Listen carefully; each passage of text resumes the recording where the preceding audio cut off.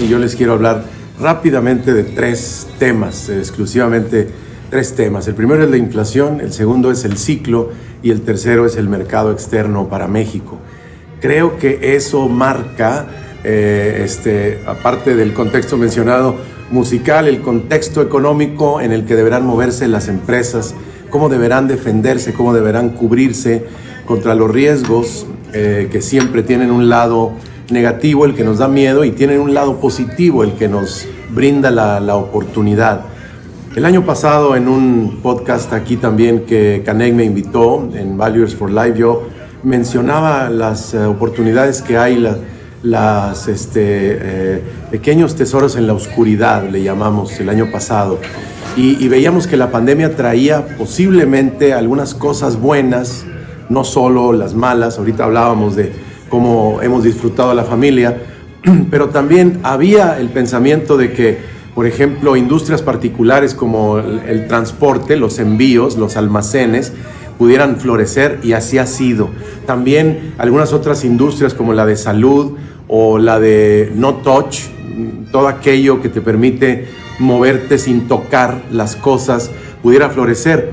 No pasó tanto. Eso no pasó tanto porque, por ejemplo, en la industria no touch, se dieron cuenta los médicos que puedes vivir tocando, y este virus no se transmite tanto por el toque, sino por la vía aérea. Entonces, hubo algunas cosas que todos calculamos mal y otras que efectivamente se dieron. ¿Cuáles son las oportunidades para esta nueva economía? Pues en estos tres contextos, aquí les digo mi punto de vista. En cuanto a la inflación, parece obvio que esta inflación será más permanente que transitoria, aunque no sabemos cuánto. Acaba de salir el dato para Estados Unidos, arriba de 7, ese es el más alto en 40 años. Así es que esta inflación tendrá que lucharse contra ella, y esto se hace subiendo tasas de interés. Casi 9 de cada 10 veces que las tasas de interés suben, la bolsa como quiera sube. La gente tiene miedo de que al subir las tasas, el valor de los flujos futuros de cualquier cosa, bienes raíces o no, valgan menos. Sin embargo, la historia y los estudios muestran que logran los activos reales, bolsa, bienes raíces, oro, pueden ser una cobertura contra la inflación. Aquellos que están en una industria elástica, pues sí van a batallar más para transferir el precio a su último consumidor. Algunas que son industrias relacionadas al lujo o otras cosas en la manufactura. Pero la industria inelástica, las cosas relacionadas a los bienes básicos, a los bienes por ejemplo, de salud, esas sí pudieran gozar de transferir el aumento de los costos de la inflación al último consumidor, pues porque no hay otra cosa que hacer. Lo mismo le pasa a los materiales, acero, cobre en especial, aluminio, etcétera, pues tiene que transferir el precio de lo que está ocurriendo pues con todos los commodities. Primer punto. Segundo punto, el ciclo será más corto en esta ocasión porque la caída fue muy abrupta y el rebote fue muy abrupto también, pero ese rebote se debió sobre todo a la ayuda que los países avanzados le dieron a sus economías. ¿Cómo es que México también rebotó de manera abrupta? Pues es que México se benefició de manera indirecta a través de las remesas, casi en 50,000 millones de dólares, de lo que Estados Unidos le ayudó a su economía. Entonces México y Latinoamérica se montaron sobre Estados Unidos, Asia se montó sobre China y Japón, y Europa tuvo su propia fuerza pues para lograr que el rebote fuera muy espectacular. Pero esto quiere decir que la gasolina pudiera terminarse pronto, y en vez de ser un ciclo de 10 años como el anterior y uno de la bolsa parecido, este ciclo seguramente durará solo 4, quizá 3.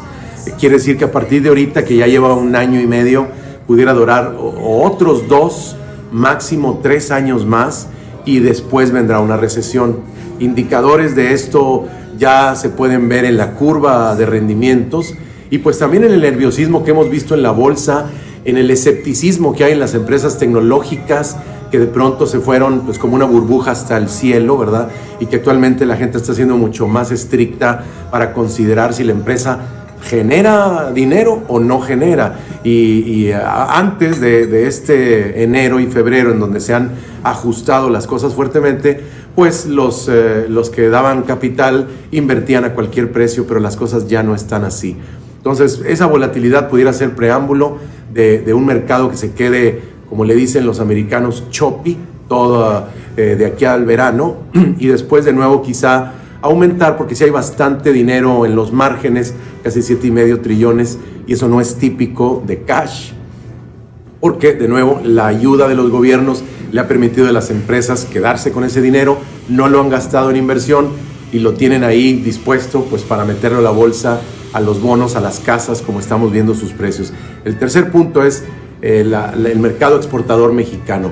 México no está apoyando con las variables que requiere al consumo, menos todavía a la inversión.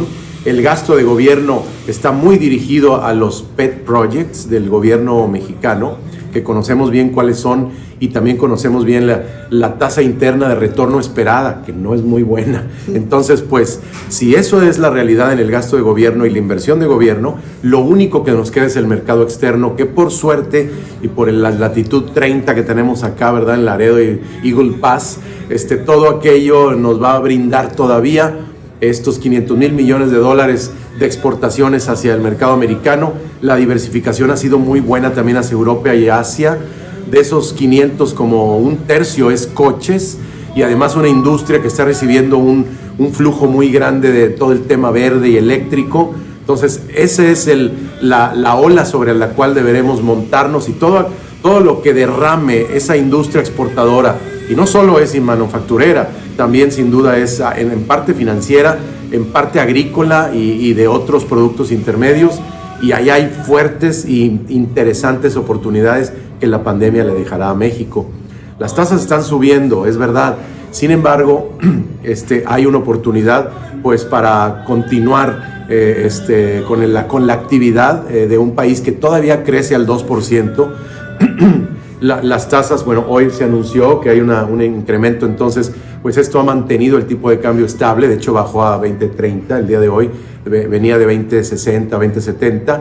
Entonces esta estabilidad puede ayudar también al exportador a con más seguridad ponerle precio a sus bienes afuera, y con una inflación pues que sí está siendo retadora, pues va a tener que manejar sus márgenes. Pero eso creo que son los tres temas más importantes que van a, de alguna forma, a darle contexto a la estrategia que la empresa deberá seguir, manteniendo buenos niveles de liquidez, no endeudándose a tasa variable, francamente, no endeudándose demasiado tampoco en una época en la que el ciclo, repito, pudiera ser más corto, pudiera venir una recesión en 2 o 3 años, pero todavía aprovechar las oportunidades y pues gozar de la vida que nos ha permitido la pandemia, mantener, de la cercanía con nuestra familia y de otros clientes que han surgido que antes no se podía, porque la pandemia nos conectó con miles y miles de kilómetros a lo lejos a través del Zoom,